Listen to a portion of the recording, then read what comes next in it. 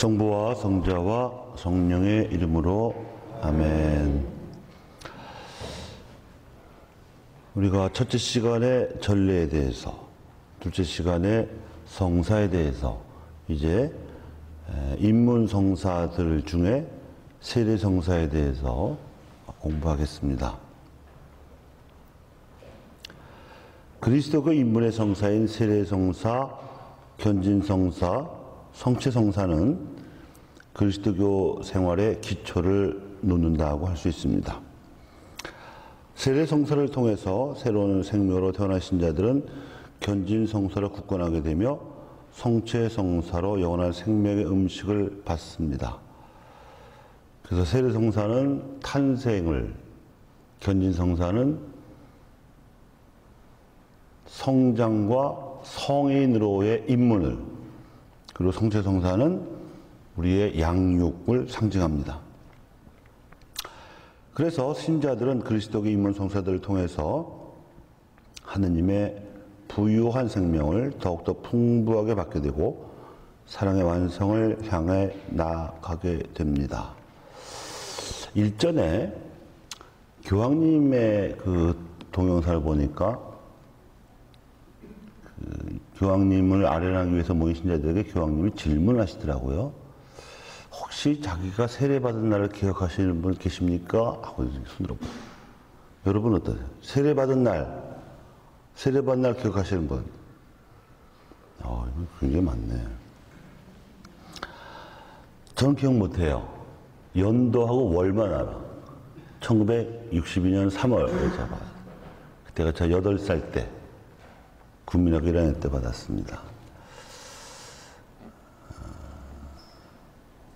뭔지 모르는데 굉장히 기뻤던 기억만 나요, 하여튼. 굉장히 축하도 많이 받고. 여러분도 축하 많이 받으셨죠? 그죠? 뭐, 꽃다발도 받았을 거고, 사진도 찍었을 거고, 뭐, 이런저런 선물도 받고, 그죠? 그게 우리가 다시 태어난 날입니다. 꾸르실료라는 게 있어요. 다녀오신 분 계시죠? 네, 이게 스페인 말로 단기 코스, 단기 연수 이런 말인데, 이제 크리스찬 생활, 그리스도인 생활의 쇄신을 위한 일종의 피정입니다, 피정. 근데 거기 가면 뭐 여러 가지 노래를 부르는데 그 중에 하나가 세례성사와 관련된 노래가 있더라고요. 네. 아세요? 한번 해보세요. 세례성사와 관련된 노래 있어요. 생각나세요.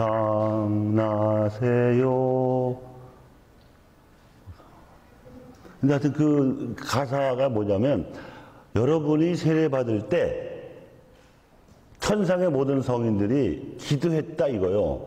성인 되라고. 우리가 세례받을 때 세례명이 있잖아요. 세례명.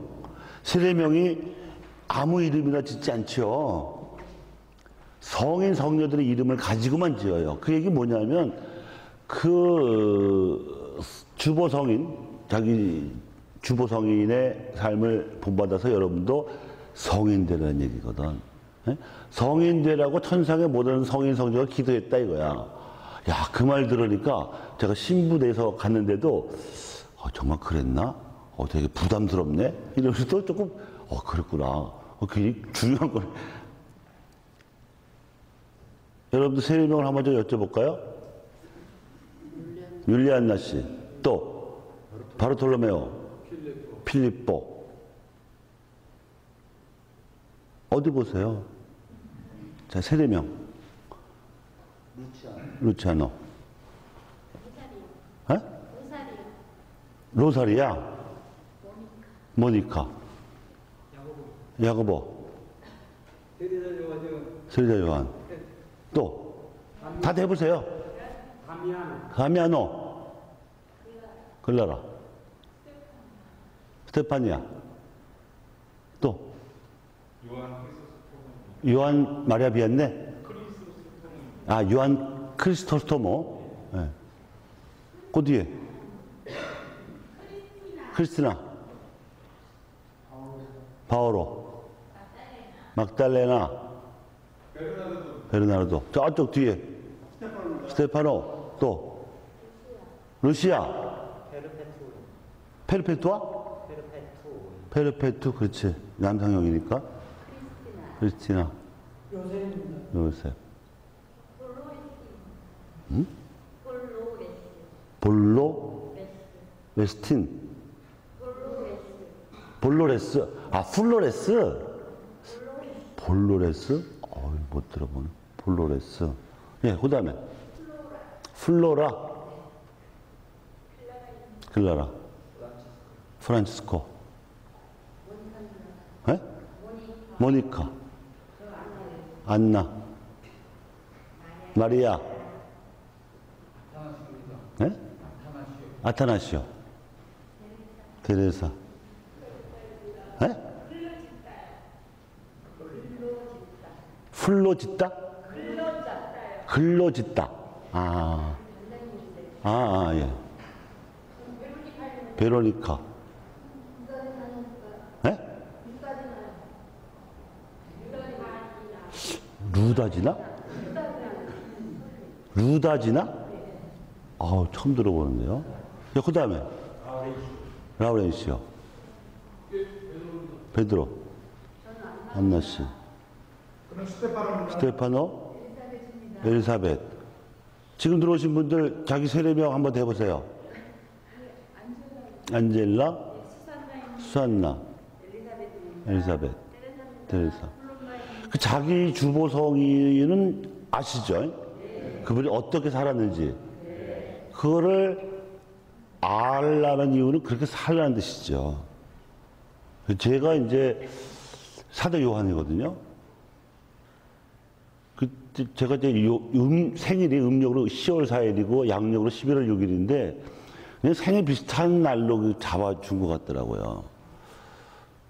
뭐 그렇게 해서 나쁠 건 없는데 원래는 그 자기 주보 성인의 삶을 알고 내가 이분을 본받고 살아야 되겠다 해서 지어야 되는 건데 세례명을 지을 예비자 때 보면은 그럴 경황이 없더라고 보통. 근데 사실은 대부대모를 될 사람들이 그걸 알려줘야 돼. 야, 너는 어떻게 살고 싶냐? 어떤 성인이 좋냐? 이렇게 돼야 되는데 어쨌든 성명학이라는 게 있잖아요. 그 유학에 성명학 아세요? 성명학 이름 따라간다는 거. 이름 따라가요. 이상하게 그런 게 있어. 가수들도 있잖아요. 자기가 부르는 노래의 가사대로 운명이 정해지는 그 차중락, 낙엽 따라 가버린 사랑, 진짜 갔어. 그리고 권혜경이라고 혹시 아시나? 산장의 여인분은 아무도 날 찾는 이 없는, 진짜 쓸쓸하게 가더라고요. 그래서 이게 노래도 그렇고 이름도 그렇고 너무 쓸쓸하고 외로우면 안 될 것 같아. 근데 저는 사도 요한인데 어려서는 종도 요왕이라고 그랬어요. 중국의 표기가 이제 세자 요한은 요한이었는데 사도 요한은 그땐 종도라고 그래서 요왕이라고 그랬는데 저는 어릴 때 이제 제가 8살 때 받았다고 그랬잖아요. 요왕이라고 지어줬는데 뭐 요왕 정도의 생애도 잘 몰랐지만 그 동네에서 신작 아닌 애들이 너 뭐 성당 다니냐? 너 뭐야? 나 요왕. 요왕? 요괴 인간 왕. 제가 그때 정도의 소년 중앙이라는 잡지가 창간이 됐는데 아주 인기리에 발매됐었어요. 그리고 거기에 그 요괴 인간 벤베라베로 연재 만화가 있었는데 그걸로 자꾸 약간 놀리니까 어린이가 싫은 거예요. 네? 놀림 받으니까. 그래서 난 요왕 아니야. 난 세자 요한이 좋아. 세자 요한은 정의 사나이 갖고 그렇게 이제 살다가 신학교에 가서 그때 안병철 신부님이 프랑스에서 유학을 하시고 귀국하시자마자 맡은 첫 반이 저희 반이었어요. 신약 성서 입문. 근데 이제 수업하고 중간고사 학기말고사는 하는데 숙제를 또 별도로 내주셨어요. 사복음서 중에 하나를 필사를 해라. 그래서 저는 내가 이제는 주보성이라고 화해를 해야 되겠다. 그래서 아무 생각 없이 요한복음서 필사를 시작을 했어요. 근데 학기 중고에 있는데 애들은 다 냈어. 다 마르코 복음서야. 복음서의 길이도 전 따지질 않은 거예요. 그래서 요한복음서 필사를 진짜 그냥 정자로 정성돼 있다가 날째 쫓기니까 점점 흘린 채로 가다가 나중에 예서채로 갔어. 근데 어쨌든 학기 말까지 내긴 냈는데 제가 제 주보성인의 그 요한복음서를 쓰면서 정말 읽을 때하고 많이 다르더라고요. 예. 제가 지금 요즘도 그 주일 아침에 요한복음서 공부를 하긴 합니다만 정말 그렇게 진리 안에서 자유로운 원래 무식한 어부 출신이거든요, 요한이. 근데 예수님을 처음부터 따라다녔기 때문에 하여튼 천상의 지혜가 있는 것 같아요. 하여튼 예수님을 가장 명확하게 전해준 복음사가는 나는 요한이라고 생각해요. 네. 그래서 제가 그 요한복음서 필사를 통해서 주보성이라고 화해를 했어요, 제가. 그리고 그 이후에는 이제 제 주보성인을 자랑스럽게 생각을 합니다. 그리고 그 성명학 말씀도 드렸지만 요한사도를 본받고 싶어요. 뭐 다른 성인들도 다 좋으신 분들이고 거룩하고 훌륭하신 분들인지 알지만 요한이 좋아지기 시작했어요, 제가. 사도 요한. 괜찮지 않아요? 제 삶이 뭐 그분의 삶에는 훨씬 못 미치겠지만 지향은 그렇다 이거 지향은. 네? 지향은.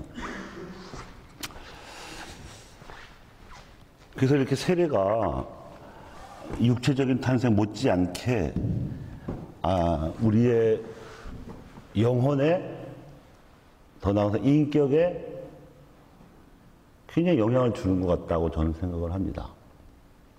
여러분이 아시다시피 우리가 세상에 태어날 때는 엄청난 고생을 해요. 네? 태아는요, 생긴 지 9달이 지나면 뭔지 모르는 힘에 의해 밀려오는 거예요. 깜깜한 어머니 자궁 속에서. 그리고 그 좁은 산도를 빠져 나오느라고 엄청 고생하는 거예요. 산만 더 고생해. 아시다시피 한 350개 이상의 관절이 확장되지 않는 한 분만을 못해요. 10시간 이상 고생하잖아요. 진통. 죽는 수도 있어. 우리 작은 형수는 둘째에 낳다가 죽었어요.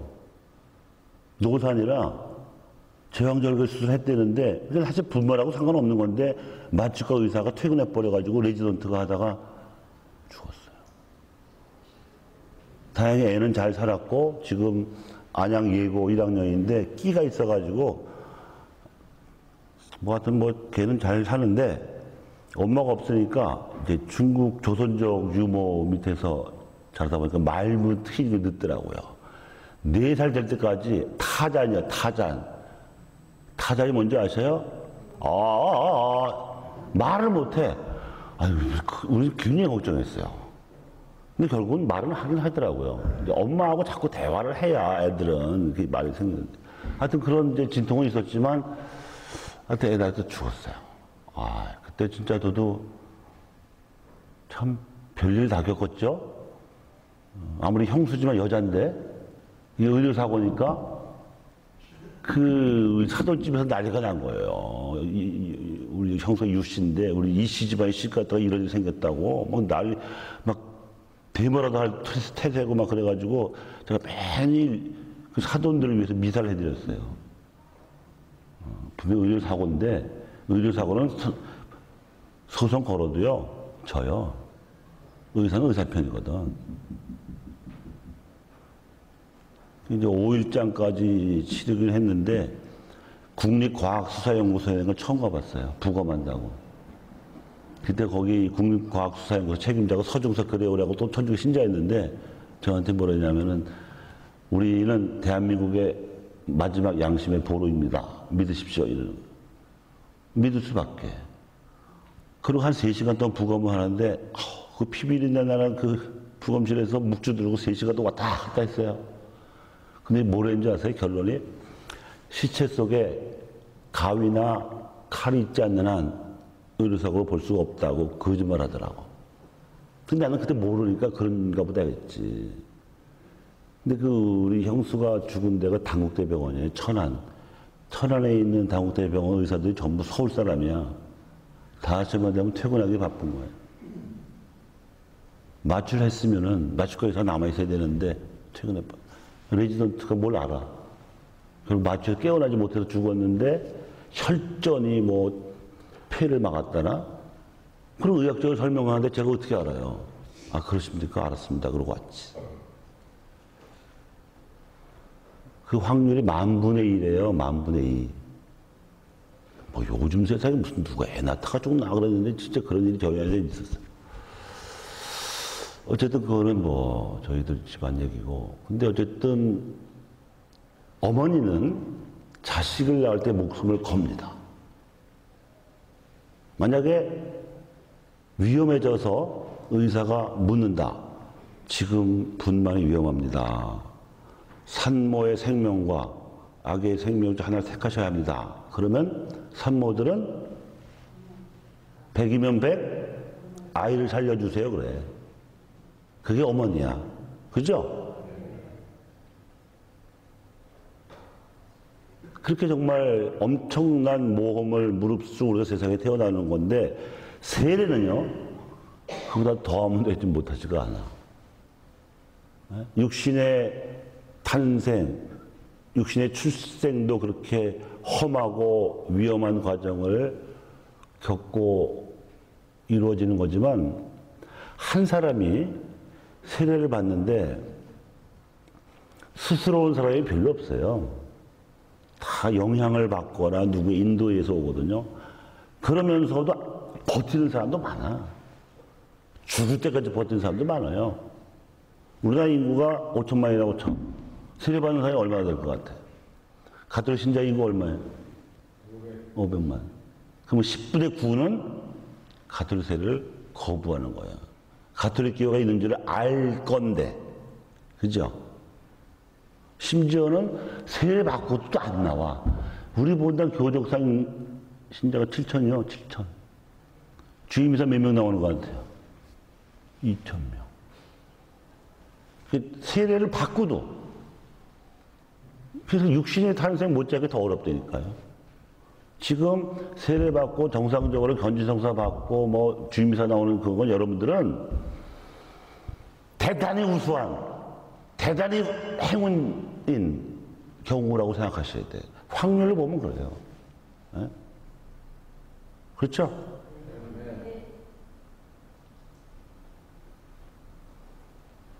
세례로 하나님의 자녀로 태어나고서도 그 의미와 그 고마움을 모르는 답답한 경우가 많이 있습니다. 어쨌든 우리는 세례를 통해서 죄에서 해방이 됩니다. 아무 노력 없이 세례만 받으면 물론 세례받기 노력하는 것도 있죠. 뭐 예비적으로도 나와야 되고 뭐 옛날에는 찰고도 했는데 지금은 찰고도 거의 뭐 아주 그냥 거의 프리패스지 뭐. 제가 어릴 때는요, 교리문답 360개를 외워야 돼. 못 외웠다. 탈락. 찰고가 뭐냐면, 면담이라고 해야 되나? 시험지 시험. 옛날에 교리는요, 문답으로 돼 있었어요.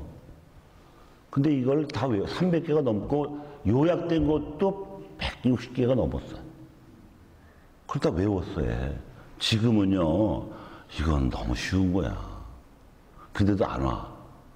너무 쉬워서 하는 건가? 그거 어렵게 해야 될 걸까? 우리 옛날처럼 한번 돌아가 볼까요? 그럼 성당 텅텅 비겠죠? 그 교리 문답의 제일 질문이 사람이 무엇을 위하여 세상에 났느냐? 혹시 아시는 분 있어요? 답이 뭔지 아세요? 사람이 천주를 알아 공경하고 자기 영혼을 구하기 위하여 세상에 났느니라. 두 번째는 그러면 사람이 천주를 알아 공경하고 자기 영혼을 구하기 위해서는 어떻게 해야 할 것이냐? 그건 뭐예요? 답이 뭐예요? 모르세요? 차고 떨어졌네, 이게. 떨어졌어. 사람이 반드시 천주교를 믿고 봉행할지니라. 이 답이 나와야 세례를 줬어. 그 밖에도 많아요. 많은데 어쨌든 그런 고백만 통해서 우리가 이 하느님을 모르는 죄에서 구출되고 해방이 된다는 거예요. 그게 세례의 은총이거든요. 그 세례성사 진료, 그러니까 세례성사 예식을 할 때의 재료가 물, 축성된 물, 그리고 축성된 기름 두 가지요. 네. 그것이 상징하는 바가 우리의 탄생이죠, 탄생. 네. 육신의 탄생으로도 생명이 태어나면 산모는 그 고통을 겪고도 생명이 하나 새로 태어났다는 기쁨 때문에 산고를 다 잊어먹어. 그죠? 환희.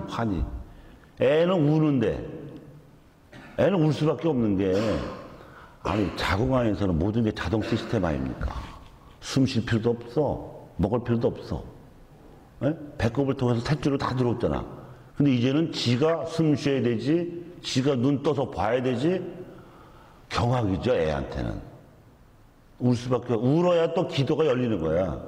그렇지만 우리는 그런 이치를 알기 때문에 애가 울어도 웃지요. 오히려 뭐 남자애냐 여자애냐 이걸 더 관심 갖을지 몰라도 어쨌든 생명이 탄생했다는 거는 환희. 그죠? 여러분들 아이들 태어났을 때 생각해 보세요. 환희라고. 세례라는 영혼의 탄생, 하느님 자녀의 탄생도 하느님 나라에서 그렇다는 거예요. 천사들의 환희. 한 사람의 세례가 하늘에서는 환희예요, 환희.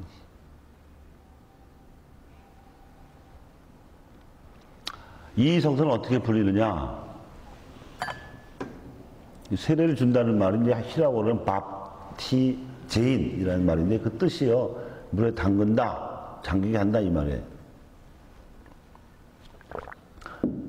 이제 세례라는 거를 처음 하신 분이 세례자 요한이죠. 그때는 거의 침례여서 침례. 요단강에 들어갔다 나오는 거예요. 그냥. 몸이 다 젖는 거죠. 예수님도 그 침례를 받으신 거예요. 근데 이제 우리가 세례식 때마다 사람들을 다 침례시키려고 그러면 엄청난 분수가 있든지 무슨 뭐 목욕탕이 있든지 해야 돼. 그리고 아주 불편해져. 그 예식을 그대로 지키는 교파도 있어요. 그게 침례 교파예요. 그래서 그때는 이제 목욕통, 이렇게 일종의 욕조 같은 거 하나 준비해갖고 옷을 벗게 하고 흰 가운으로 갈아입힌 다음에 들어갔다 나와서 닦고 다시 뭐 갈아입히고 이제 그러는데 그런 형식이 중요한 게 아니고 의미가 더 중요한 거죠. 물에 잠긴다는 의미가 뭐냐면 죽음 속에 들어갔다 나와라 이거야. 너 이제 죽었다. 세상에 대해서 죽었다. 세상을 바라보고 살지 마라. 너는 하느님의 소중한 자녀다. 그 소리거든요. 그리고 물에 잠겼다가 나오면 이게 부활이야, 부활. 그래서 세례 때 항상 이 부활초를 켜놔요. 부활초 없이는 세례식을 안 해. 의미가 그렇기 때문에. 그래서 새 사람으로 태어났다 이거예요. 그래서 이 성사는 또한 성령에 대한 재생과 경신의 목욕이라고도 불리죠. 물과 성령으로 태어났다. 이 목욕은 조명이라고도 불리는데요. 교육을 받은 사람들이 마음의 빛을 갖기 때문입니다. 그전에는 세상이 단 줄 알았어. 돈 없으면 못 사는 줄 알았어. 몸뚱아리가 단 줄 알았겠지. 근데 세례를 받으면 아니네. 하느님이 계시네. 성령이 도와주시네. 천사들도 도와주네. 이런 걸 알게 됐어요. 세례로서 모든 사람을 비추는 참 빛이신 말씀을 받은 영세자는 빛을 받고 나서 빛의 자녀가 되고 그 자신이 빛이 됩니다. 그래서 세례식의 끝에는 촛불 주잖아. 빛이 되라 이거예요. 세례는 하나님의 선물 가운데 가장 아름답고 가장 훌륭한 선물입니다. 우리는 이 세례를 선물, 은총, 기름 바름, 조명, 불멸의 옷, 제세례, 목욕, 인호 등 여러 가지 명칭으로 부르죠. 그것은 아무것도 가지고 오지 않은 사람에게 주어지기 때문에 선물이고요. 예? 우리가 태어날 때 하나님한테 생명을 거저받았잖아요. 태어날 때 하나님한테 돈을 지불하고 태어나시면 손 들어보세요. 없어. 세례 받을 때 세례의 조건으로 돈 내신 분 손 들어보세요. 없어. 그건 공짜예요, 공짜. 그래서 은총이 선물. 죄가 물속에 묻히기 때문에 세례, 즉 물의 잠김이고, 신성하고 왕다운 것이기 때문에 도유. 그러니까 왕이, 이스라엘 역사에서 보면 왕이 즉위할 때 기름을 발랐어요.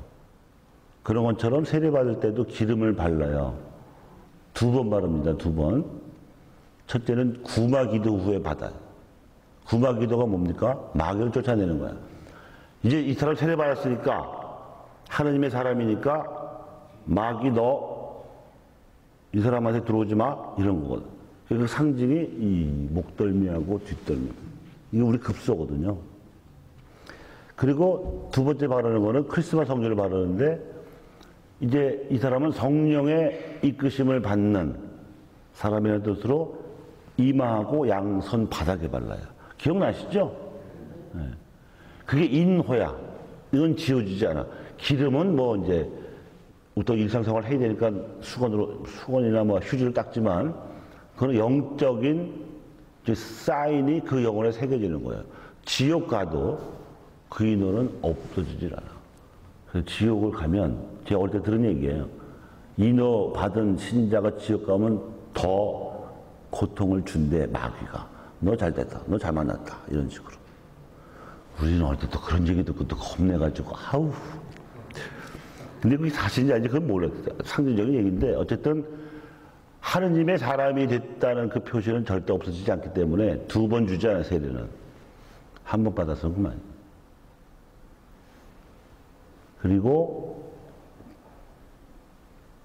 왕이 백성을 위해 봉사하듯이 세례받은 신자는 이제 세상을 위해 봉사하라는 뜻이죠. 그리고 밝은 빛을 받으니까 이제 조명이고, 우리의 부끄러움을 가려주기 때문에 옷이기도 하고, 씻어주기 때문에 목욕이기도 하고, 우리를 지켜주면서 또 하나님의 주권에 대한 표징이기 때문에 인호. 그 인이 도장일자예요. 도장 찍는 건 이제 여러분 영혼에는 하나님의 도장이 찍혔어. 도망가면 안 돼. 도망가봤자 소용도 없어. 그게 싫으면 받지 말아야 돼.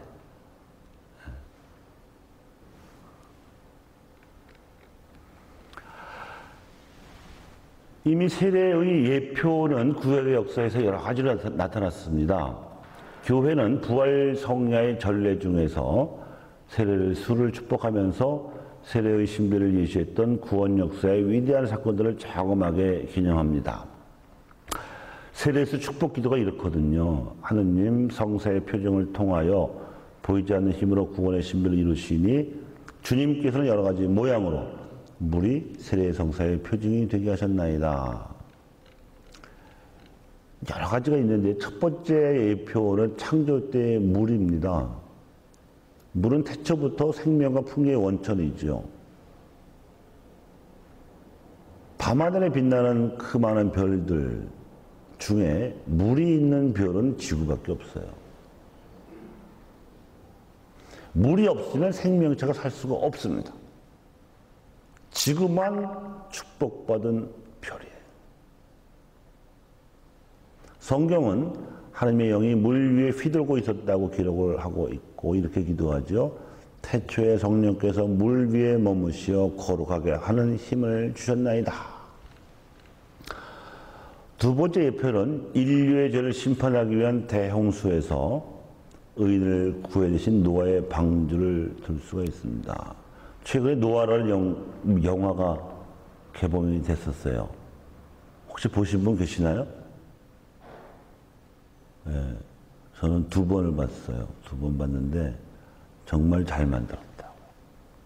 실감나고 그럴 것 같아요. 그러니까 이 창세기의 노아의 방주 이야기가 6장에서 9장까지 나오는데 그 행간이라고 할까? 행간을 잘 묵상해갖고 시나리오를 써갖고 만들었더라고. 나중에 혹시 DVD로 나오면 한번 꼭 보십시오. 그 감독이 있잖아요. 어릴 때부터 그렇게 노아를 묵상했고 노아에 관한 시도 여러 번 썼대요.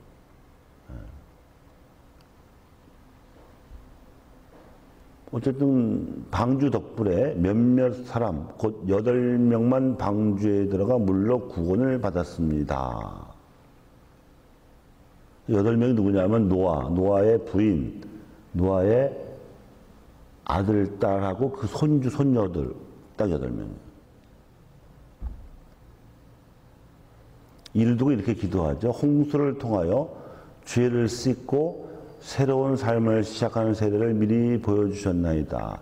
노아의 방주 이전에 하느님이 굉장히 화가 나셨어요. 하도 사람들이 죄를 지으니까. 그게 이제 저기죠. 카인의 후예들이 있어요. 다 쓸어버려야 되겠다. 근데 노아만 마음에 들었다는 거예요. 그래서 노아대로 방주를 만들어서 너하고 네 가족들하고 그리고 짐승 중에 암수 한 쌍씩만 방주에 들여보내라 이런 거잖아요. 새로운 세상을 시작하신 거예요.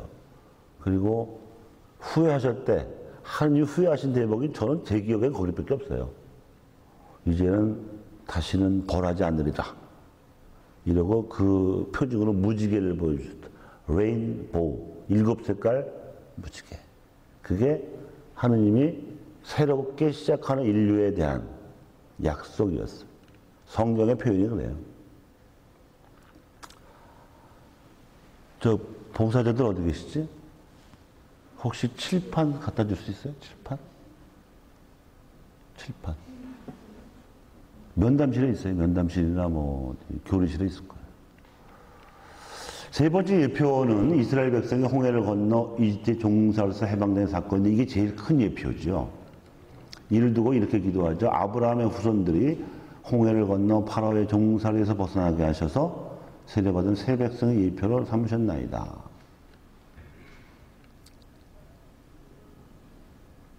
열 번째 재앙 후에 일어난 기적이 홍해 물이 갈라진 건데 어떻게 된 연유인지 모르지만 어쨌든 그 홍해가 이집트하고 시나이 반도 사이에 있는 바다고 이집트 땅하고 시나이 반도는 육지로 연결돼 있어요. 근데 북쪽으로 올라가야 돼. 근데 왜 모세가 그걸로 안 올라가는지 나는 그걸 모르겠어요.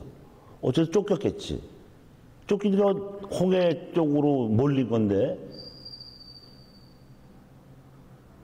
사람들이 불평했어요. 아니 이집트 종사에도 힘들었지만 그렇다고 우리가 바다에 빠져 죽을 필요는 없는데 왜 우리 이렇게 막다른 곳으로 데려왔냐. 모세도 답답하지.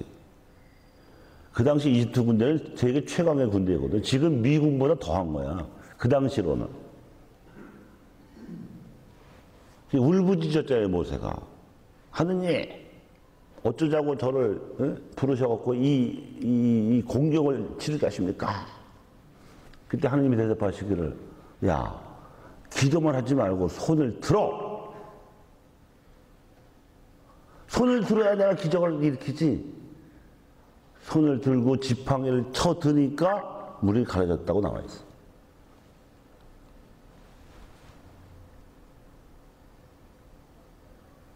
그것처럼 홍해 바닷물을 건넌 이집트 종살이 히브리들이 하느님의 백성이라고 하는 이스라엘 백성으로 새로 말하자면 변화된 것처럼 세례는 죄의 종살이를 하던 사람들이 이제는 죄의 종살에서 벗어나서 이제는 선을 자유로 행할 수 있는 하느님의 백성으로 태어났다 이거죠.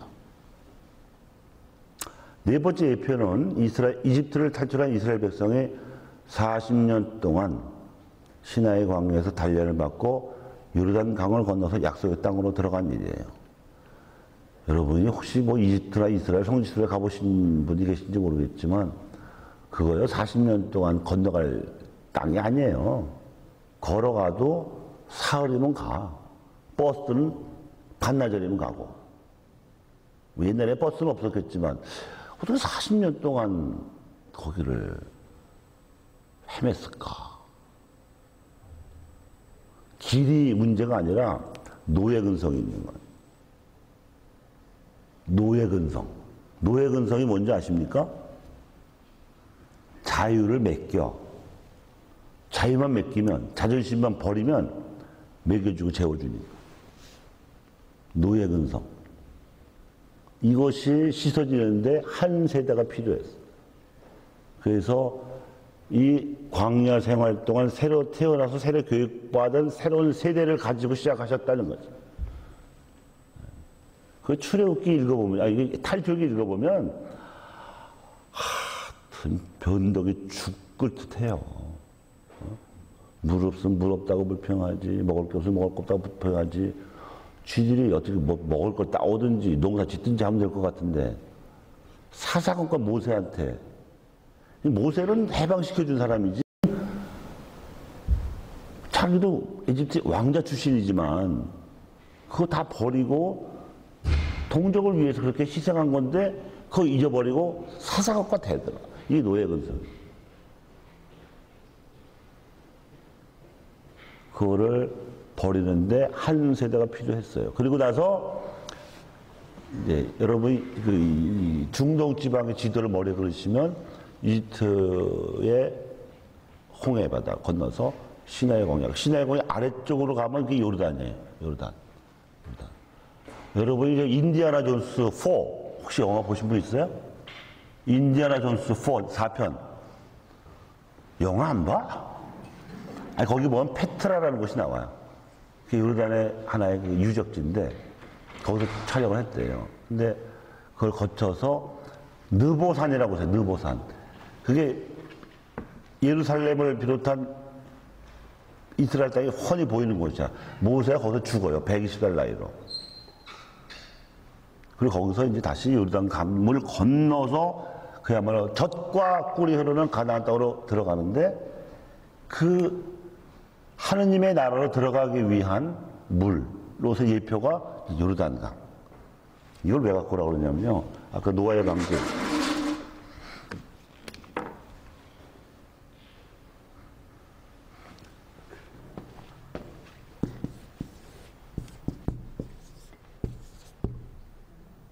무슨 제죠? 배를 뜻한 선이에요, 선. 아니, 제가 재작년 사순절에 폐허방송을 들었더니 안경열 모시조께서 특강을 하세요. 근데 이 희한한 특강을 해. 한자가 창세기에 담겨 있다는 거예요. 뭔 소린가? 이건 우리가 학교에서 전혀 배우지 않은 건데. 근데 그 양반 말은 뭐냐면, 이건 조금 딴 얘기지만은,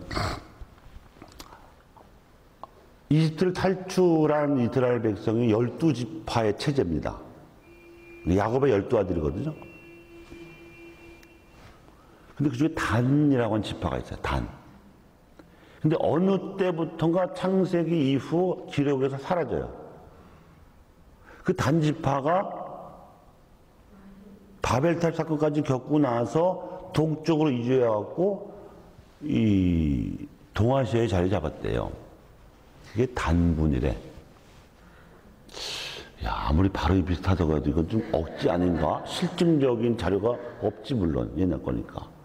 그 증거를 얘기하는 거예요, 증거. 그 창세기에 관한 전승을 조상들에게 대대로 들었을 거 아니에요. 여러분, 이걸 뜯어보자고.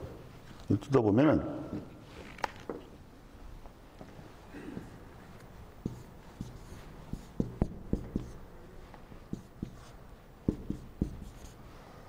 이게 뭐야?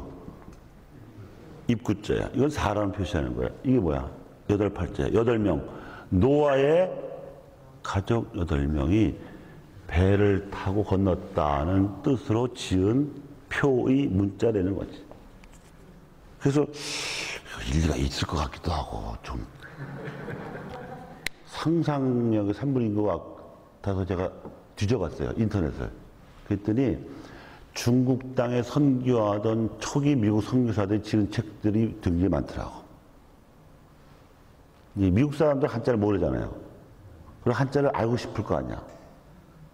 연구를 했더라고요. 제가 가지고 있는 책만 한 8권인데 한자가 그러니까 지금 만들어진 한자 말고 옛날 초기 한자들은 전부 창세기를 비롯한 성경의 구전을 이제는 더 이상 구전으로 전할 수가 없어서 문자로 만들어서 전한다. 이거. 관심 있으신 분은 저한테 찾아오시면 제가 잘 빌려드릴 수도 있어요. 하여튼 예를 드는 거예요. 예를. 별 얘기도 안 해. 그리스도의 세례, 구약의 모든 예표는 그리스도 예수님 안에서 성취가 되었습니다. 예수님께서는 세례자 요한에게 요르단강에서 세례를 받으신 후에 공생을 시작하셨습니다. 본인은 죄가 없는데 하느님의 아들인데 그런데도 모든 의로움을 이루시기 위해서 죄인들을 위한 세례자 요한의 세례를 자청해서 받으셨죠. 그때 세례자 요한이 놀래 자빠졌잖아요. 아니 제가 선생님한테 세례를 받아야지 어떻게 저한테 오십니까? 어떻게 제 앞에 무릎을 꿇으시겠습니까? 요한으로서는 당연한 얘기죠. 예수님이 뭐라고 했냐면 지금은 시키는 대로 해라. 그래야 하나님의 뜻이 이루어진다. 응? 그러고 나서 공생을 시작했어요. 예수님의 겸손이죠. 겸손. 그때 첫 창조의 물 위에 휘둘던 성령께서 새 창조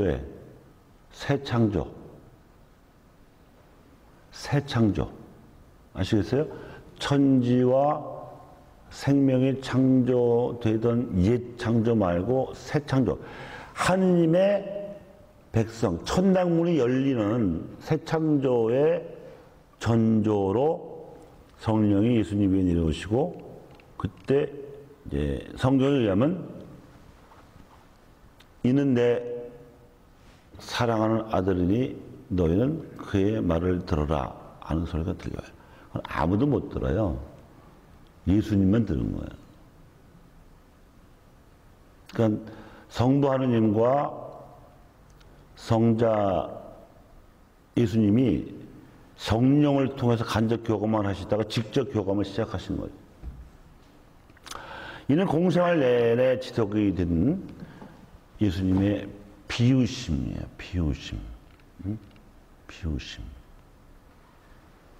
여러분 저 영국 동화 중에 왕자와 거지라는 이야기를 혹시 아시나요? 네. 바뀌었잖아. 왕자가 거지 되고 거지가 왕자 되고. 그런 것처럼 왕자가 하느님의 아들이 사람이 돼서 그것도 아주 비천하고 가난하게 사람이 되어가지고 사람의 일생을 그것도 죄스러운 일생을 체험하는 거예요. 그 이유는 뭐냐면 구원하기 위해.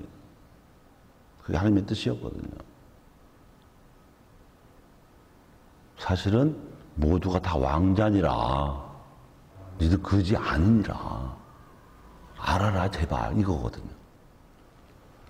이를 두고 초대교회 신자들이 이렇게 고백을 했는데 이것이 그리스도교 역사상 사도들의 신앙 고백 이후 처음으로 나타난 집단적 신앙 고백이었습니다. 필립비서 2장 7절인데 함께 읽어보시겠습니다. 시작.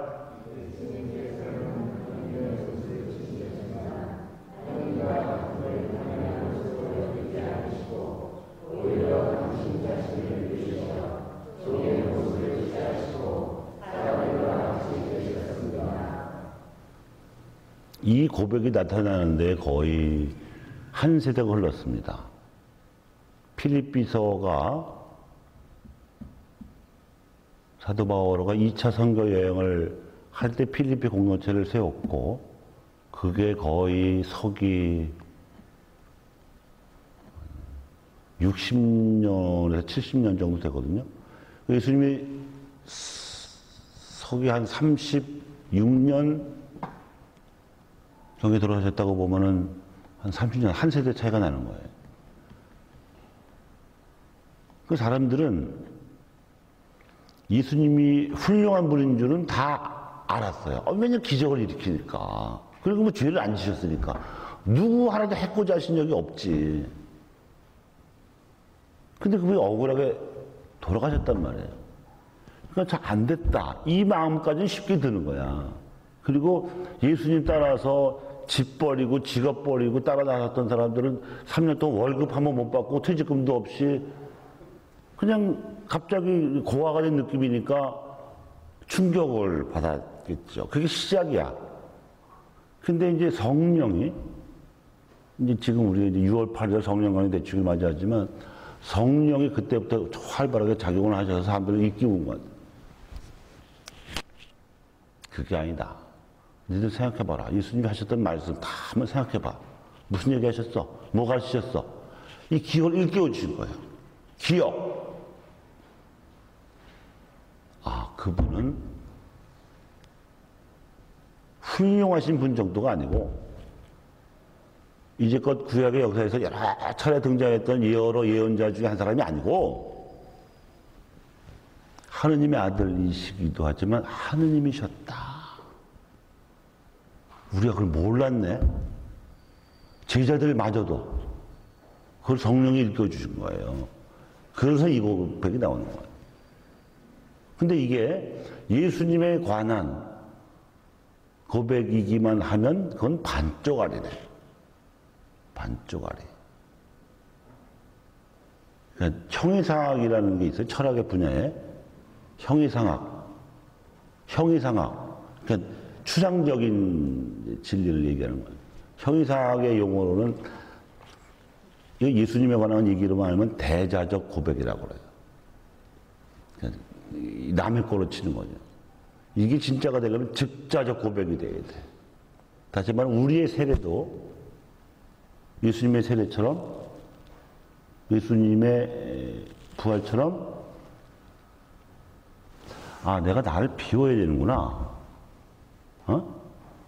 나도 사람들에게 섬겨야 되는구나. 이걸 깨달아야 이게 진짜다. 그게 진짜 여러분이 세례받은 날짜는 다 다를 수 있지만 그리고 뭐 세례받은 연도가 10년, 20년, 30년 그 이상 될 수도 있지만 그건 아무 소용없는 거고 소용없다기보다도 그거는 그냥 반쪽알이고 정말로 그 사람이 신자로서의 삶을 시작하는 거는 나도 비우고 십자가를 받아들이고 하나님의 영광을 위해서 살아야 되겠구나 하는 깨달음이 올 때 진짜 세례받는 거예요.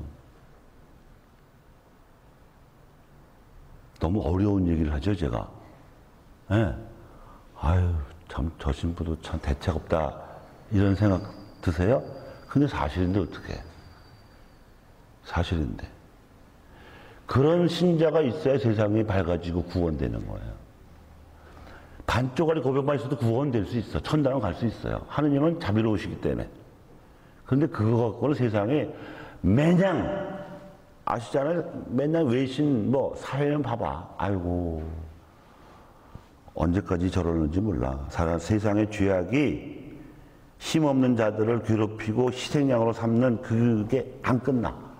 그거 저지른 사람들도 다 세례받은 사람들일 수도 있어요. 개인적으로 훌륭한 아버지일걸 아마? 학교다 대학까지 나왔을걸? 근데 모자라. 결정적인 판단과 행동에 있어서 다른 사람들 위해 봉사하기는커녕 지 이익을 위해서 지 상관의 명령에 따라서만 행동하고 알아들을 기회가 있으시기 바랍니다. 아멘. 그래서 이런 얘기하는 거예요. 정작 예수님께서 받으셔야 할 세례가 뭐냐? 예루살렘에서 겪으실 수단이었어요. 물의 세례가 아니다 이거예요. 십자가에 못 박히신 예수님께서 옆구리를 창에 찌르시고요. 그 옆구리에서 피와 물이 흘러나왔죠. 이게 새로운 생명의 성사들인 세례 성사와 성체 성사의 예형이었어요. 그때부터 하느님 나라에 들어가기 위해서 물과 성령으로 새로 태어날 수 있게 되었습니다. 그러니까 요한이 베풀었던 세례가 자기가 지은 죄를 뉘우치는 회개를 요청하는 소극적이고 수동적인 것이었다면 예수님께서 세상의 죄를 없애시기 위해서 받아들이신 십자가 순환으로 말미암아서 예수님의 이름으로 받는 세례는 자기가 지은 죄를 뉘우치는 개인적이고 소극적이고 뭐 마음의 평화를 얻기 위해서 이 세상에 좀 더 잘 살기 위해서 하는 소극적인 회개 차원을 넘어서서 세상의 죄를 없애기 위한 예수님처럼 살아계신 생을 받아들이는, 그래서 공동체이고 이타적인 실천의 차원으로 승화되어 온 것입니다. 그래서 예수님의 세례는 십자가의 세례입니다. 이것이 예수님께서 니코데모에게 말씀하신 바 있었던 대로 물과 성령으로 하느님 나라에서 새로 태어나는 세례의 본질입니다. 니코데모는 그 당시 이스라엘 사회에서 보면 최고의 엘리트고 지식인이고 원로였어요. 그런데도 예수님 말씀 못 알아들어. 그건 지식의 문제가 아니야. 머리의 문제가 아니에요. 계시의 문제.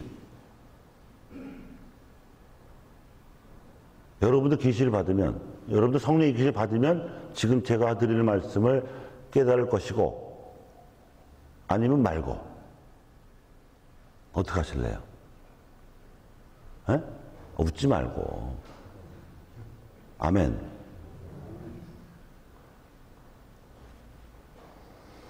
예수님께서 제자들에게 하신 다음 말씀이 여기에 적중합니다. 누구든지 내 뒤를 따르려면 자신을 버리고 제 십자가를 지고 나를 따라야 한다. 이를 통하지 않고서 아무도 하나님 나라에 들어갈 수 없다.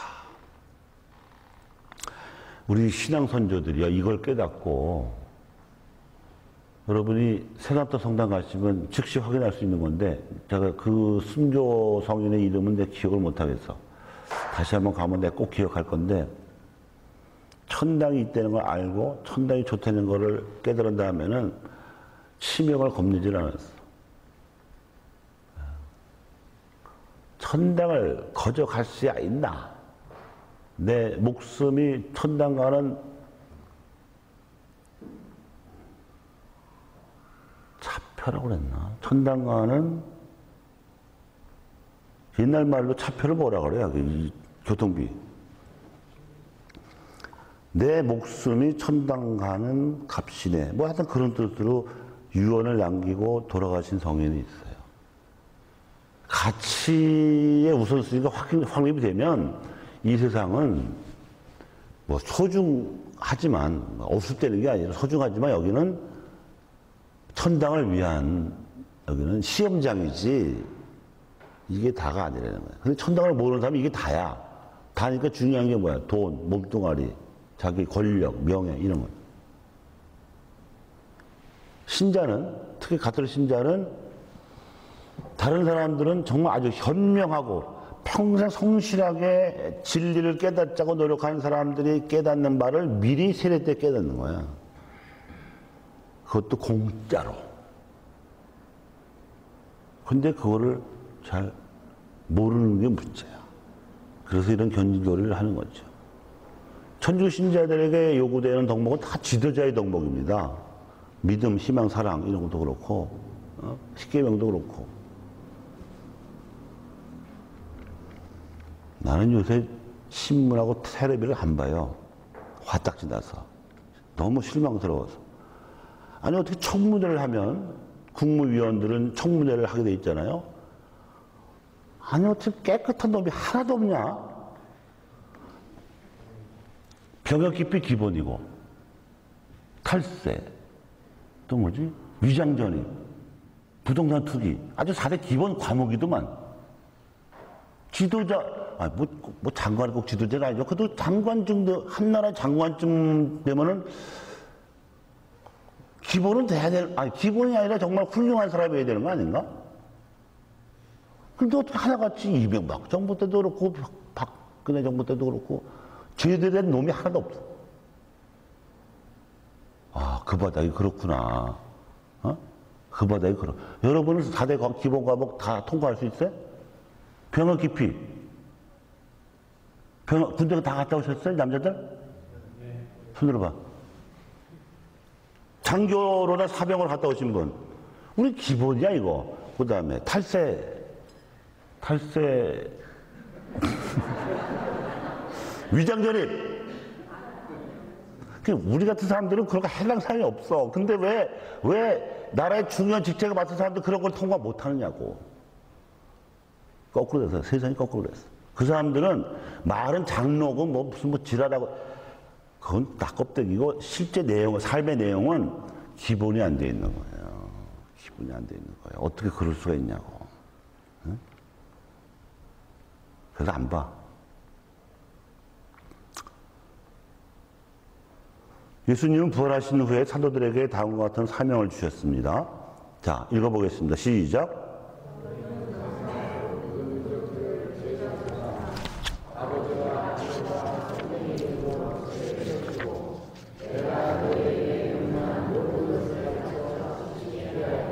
그리고 이 말씀에 이어서 예수님이 아주 중요하고 엄청난 약속을 하셨습니다. 시작.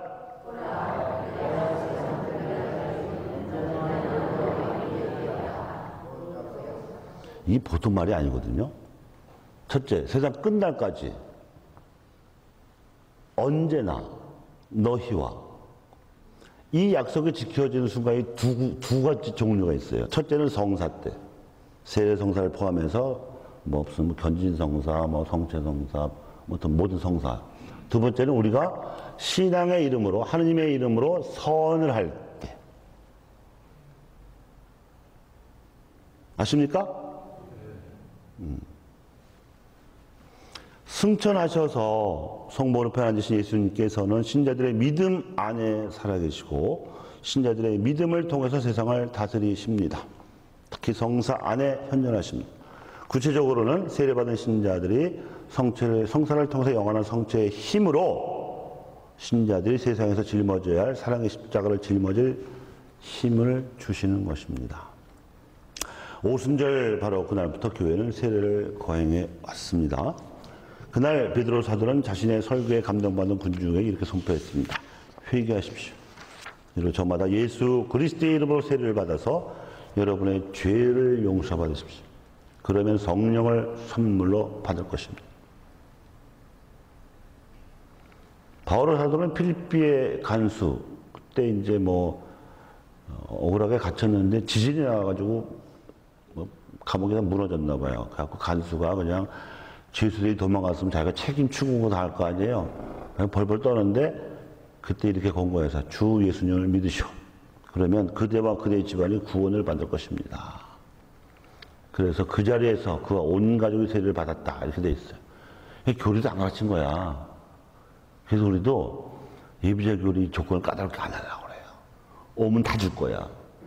근데 그렇게 말하면 또 그걸 남용할까 봐 그 말을 안 하고 내부적으로 한 9월 정도까지 오는 사람도 그냥 다 교리 가르쳐 갖고 세례를 준 다음에 견진성사 제대로 주면 되지 뭐. 그죠? 그래야 안 그래요? 특히 75세 되신 분은 교리도 필요 없어. 4대 교리 1시간만 가르치고 바로 세주는 거예요. 1시간도 시간이 없다. 그 10분 동안 제가 할 수 있어요. 할 수 있어. 왜냐? 세례가 그렇게 중요하기 때문에 그래. 까다로운 조건을 붙이면 안 돼. 본인의 의지가 더 중요하고. 이렇게 세례는 신앙과 결부된 거죠. 믿기 위해서 세례받는 거고, 아니, 어떤 사람은 예비자 기간 동안에 다 깨닫나? 박사가 예비자라 그래봐. 깨닫나? 몰라요. 신앙생활 하면서 성령의 이끄심을 받아가지고 점차 깨닫는 거지. 에? 그래서 세례를 받은 사람은 예수님의 제자가 돼서 그분의 운명을 자신의 운명으로 받아들이는 한마디로 하느님의 사람이 되는 엄청난 사건이 세례 성사인 것입니다. 이제 여러분이 이미 받으신 기억만 더듬으면 되는데요. 어떻게 하느냐. 이미 진짜 6개월 정도가 교리 받아야 되고요. 그리고 십자성호를 제일 먼저 그어줘요. 그죠? 이마에. 기억나시죠? 네. 그리고 이제 예비자 동안에도 미사를 참석하기를 권하죠. 잘 알아듣지 못해도 말씀의 선포를 들어야 되니까. 네? 그리고 이제 구마기도 아까 말씀드렸죠. 이 목덜미하고 뒷덜미를 받죠. 그리고 이제 핵심 예식은 뭐냐면 나는 성부와 이때 한번 붙고 성자와 또 한번 붙고 성령의 이름으로 이렇게 세 번째 붙고 누구에게 세를 줍니다. 이게 핵심이에요. 그러니까 급하면 뭐 죽을 위험에 처하든가 뭐 전쟁터든가 뭐 병으로 죽어갈 위험이 있으면 요것만 해도 돼. 그래도 하나님이 인정해 준다고 그랬어. 그리고 이제 크리스마 성령은 아까 얘기했듯이 이마하고 손바닥에 해서 성령의 말이죠. 갑옷을 입는 게 갑옷. 갑옷. 갑옷을 입으면 마귀가 한번 건드리지를 못해. 마귀도 악령이기 때문에 우리보다 힘이 세요. 영적으로. 근데 성령보다는 약하거든. 걔들은 타락한 천사니까. 우리는 약한데 성령의 갑옷을 입으면 건드리지를 못해. 그리고 흰옷을 이제 흰옷 대신 이제 미사포를 씌워주죠. 깨끗한 품위를 상징하는 거. 그리고 이제 부활절에 불 붙잡고 촛불 주잖아. 이렇게 빛으로 사라치라고. 기억나? 그때 받은 초 다 가지고 계세요?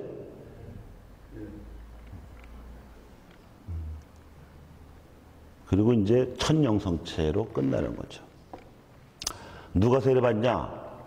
아직 세례받지 않은 누구나 오직 그들만이 세례받을 수 있죠. 당연한 얘기지. 그리고 나서 부활 성령 미사에서 세례 서약을 갱신합니다. 그 새 영세자가 신약의 냉당 상태에 빠지지 않으려면은 그래서 세례 은총이 효력을 내기 위해서 그러니까 사효성은 있는데 인효성도 100점이 되려면 대부 대모의 역할이 매우 중요한데 이 우리나라 우리 교회의 대부 대모 현실이 어떠냐? 한심하죠. 제가 그때 명세 신부인데 신부 성사 받을 때 대부가 나타나더만 냉담하다가 지 대자가 신부 되는 것도 모르다가 아이고 영세 대부 견지 대부 다 그랬어. 근데 내 대부만 그런 게 아니라 보니까 아니 세례식 때만 무슨 뭐 연출하듯이 뭐 대모 노릇하고 역할을 안 해. 하는 사람도 있긴 있는데 드문 것 같아요. 여러분의 대모는 안녕하십니까? 네? 연락은 들으십니까? 알긴 알아요? 네. 저는 사목적으로 대부대모의 날 뭐 이런 걸 하나 좀 만들어야 되지 않나. 너무 우습게 생각해. 이게 굉장히 중요하거든요. 제가 왜 새 영세들 데리고서 요한복음 공부를 21주 동안 하는 줄 아세요? 대부대모가 역할을 안 하기 때문에. 제가 처음 부임하고 고해를 듣는데 첫 고백입니다 그래. 첫 고백 성사는 1월 달에 했는데 왜 지금 오셨어요? 그냥요. 미치고 환장해 나는. 그냥? 어떻게 그냥이야? 예비적으로 어떻게 들었는데? 뭘 배웠는데? 대부대모는 뭐 했는데? 그렇다고 거기서 그걸 따질 수는 없잖아. 그래서 대부대모들이 제 역할을 안 하시는구나. 그럼 나라도 해야지. 그래서 작년에 마르코 복음서 공부한 거고 올해 요한복음서 하는 거거든. 대자를 소리한 대부대모는 아마 심판받을 때 그 값을 치를걸? 아니 그게 얼마나 중요한데. 아니 근데 그렇잖아. 안 그럴까요? 아니 내가 고자질하겠다는 뜻이 아니야. 저는 신부 되기 전에 대부 섰던 사람들이 몇 명 있는데 지금까지 연락을 하고 지내요.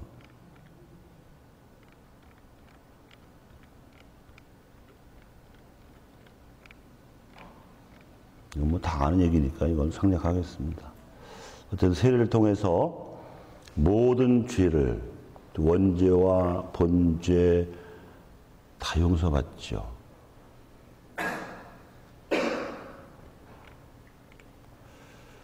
죄만 없어지는 게 아니고 새 사람이 되게 하고요. 하나님의 자녀가 되게 하고 성령의 궁전이 되게 합니다. 그리고 세례받은 사람에게 성화하는 은총까지 주시는데 그 성화 은총은 첫째로 향주덕이라는 게 있어요. 하느님을 향하는 덕. 이게 신덕, 망덕, 애덕이야. 믿음, 희망, 사랑.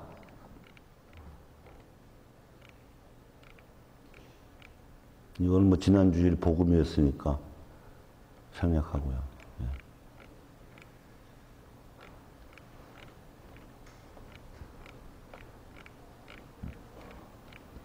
나중에 요거 강의 끝나고 강의라고 만들어 또 드릴 거니까 자세한 내용은 직접 시간 될 때마다 여러분이 보고 묵상하시면 되겠습니다. 오늘 강의는 여기까지 하고요. 다음 시간에는 견진성사에 대해서 하겠습니다. 여러분이 직접 준비하신 내용이니까 집중하시면 좋겠습니다. 성부와 성자와 성령의 이름으로